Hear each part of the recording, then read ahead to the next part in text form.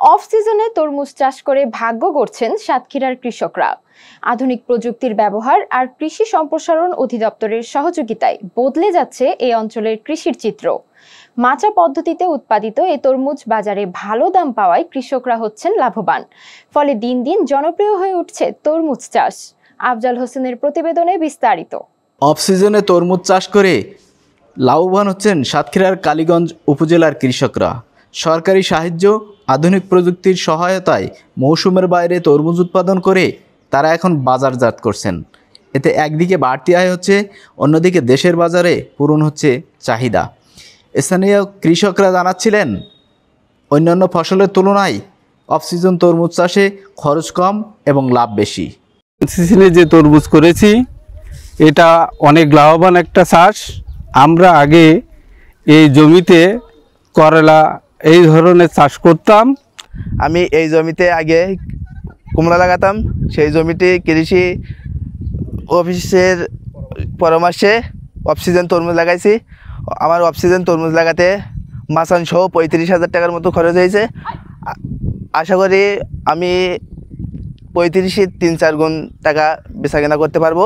আমরা এবছর অফসিজন তরমুজ পলিমাসের মাধ্যমে এখানে চাষ করেছি এবং ঘেরের ভেড়িতে চাষ করেছি। এবছর ফলন বেশ ভালো, কৃষকরা দামও বেশ ভালো পাচ্ছে।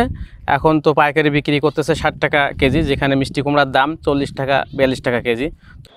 উপজেলা কৃষি সম্প্রসারণ কর্মকর্তা অসীমউদ্দিন জানাচ্ছিলেন, আমাদের কালীগঞ্জে এখান থেকে 2 বছর আগেও কিন্তু 3 হেক্টর জমিতে আমরা যেটা দেখছি অফ সিজন তরমুজ ছিল। এবছরে আমাদের এই পর্যন্ত 32 হেক্টর জমিতে এই অফ সিজন তরমুজ হয়েছে।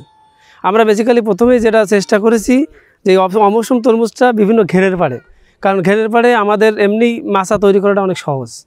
আর এই বর্ষার সময় প্লেন জমিতে কিন্তু এই তরমুজটা করাটা আসলে টাফ, কারণ বিভিন্ন রোগ ব্যাধি, গোড়া পচা, বিভিন্ন সমস্যা হয়। এজন্য আমরা এই যে ঘেরের পাড়ে এই অফসিজন তরমুজটা করার জন্য পরামর্শ দিচ্ছি কৃষকদেরকে। সাথে সাথে আমাদের অফিস থেকে যেটুকুন সাপোর্ট দেওয়ার চেষ্টা আমরা করতেছি। এবং আপনারা আরেকটা দেখছেন প্রযুক্তি এখানে পলিমালস, অর্থাৎ এখানে যে ঘাস আমরা দেখতে পাচ্ছি, কিন্তু এখানে যে এর আশেপাশে গোড়ার কোনো আশেপাশে ঘাস নাই। এটা একটা চমৎকার প্রযুক্তি। আপনার সারা বছরে আর ঘাস আমার বাছাই করা লাগবে না যতদিন এই তরমুজ থাকবে।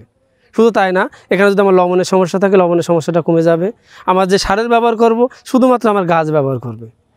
সাতক্ষীরা জেলা কৃষি সম্প্রসারণ অধিদপ্তরের অতিরিক্ত উপপরিচালক মোহাম্মদ জামাল উদ্দিন জানাচ্ছিলেন, জেলা জুড়ে অফ সিজন তরমুজ চাষে বিপ্লব ঘটেছে। সাতক্ষীরায় ইতিমধ্যে বিপ্লব হয়েছে এই অফ সিজন তরমুজে। কারণ আমাদের সম্মানিত কৃষি অফিসার বললেন যে এই কালীগঞ্জেই মাত্র 2 বছর আগে মাত্র 2 হেক্টর জমিতে 3 হেক্টর জমিতে চাষাবাদ হইতো, এখন সেটা 32 হেক্টরে পৌঁছেছে। এভাবে আমাদের টোটাল জেলায়, বিশেষ করে কালীগঞ্জ, আশাশুনি, তালা, সদর, সাতক্ষীরা এই সমস্ত উপজেলায় ব্যাপকভাবে এই অফ সিজন তরমুজের চাষাবাদ হচ্ছে। এটা হয়েছে আমাদের কিছু প্রকল্পের মাধ্যমে, যেটা হচ্ছে সিসিপিএ প্রকল্প এবং এসএসজিপি প্রকল্প। এই ধরনের প্রকল্প আসার পরে এই প্রকল্পে বিভিন্ন ধরনের এই প্রদর্শনী দেওয়া হয়েছে। প্রথমে এই প্রদর্শনীতে যেহেতু এই তরমুজের বীজের দামটা বেশি, এই জন্য বীজ সহায়তা দেওয়া হয়েছে কৃষককে, এবং সার এবং এই মাচা তৈরি করার জন্য যে উপকরণ, এগুলো কৃষি অফিস থেকে, আমাদের কৃষি সম্প্রসারণ অধিদপ্তর থেকে এটা কৃষকদের দেওয়া হয়েছে।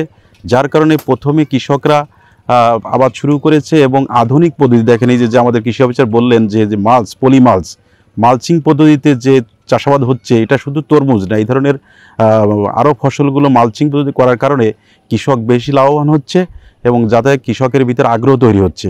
এবং আমরা ইতিমধ্যে একটা মাঠ দিবস করে আসলাম, এখানে দেখলাম কৃষকের ভিতরে অত্যন্ত আনন্দ। তারা আরও সামনে বছর এর ডাবল করবে, এরকম তাদের একটা চিন্তাভাবনা পরিকল্পনা আছে। আমরা আশা করি যাতে সাতক্ষীরায় যেভাবে বিপ্লব তৈরি হয়েছে, সামনে বছর যেন এর ডাবল হয়, সেই আশাবাদ ব্যক্ত করছি এবং সেইভাবে আমরা আমাদের পরিকল্পনা সাজাচ্ছি এবং আমরা কাজ চালিয়ে যাচ্ছি।